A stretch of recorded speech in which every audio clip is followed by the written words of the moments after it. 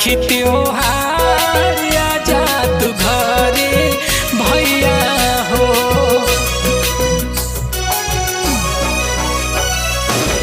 भाई बहन के राखी त्योहार आजा तू घरे भैया हो। साल भर में आवेला एक ही बार आजा तू घरे भैया हो। भाई बहन के राखी त्योहार आजा तू घरे भैया हो। भाई बहन के राखी त्योहार आजा तू घरे भैया हो।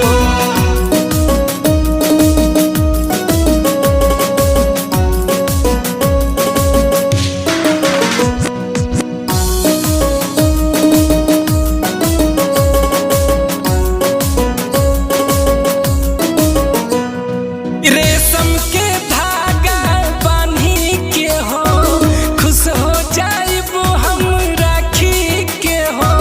भैया अंगनवा के हवा तू चाँद तोहरे में बसेला हमरो परान।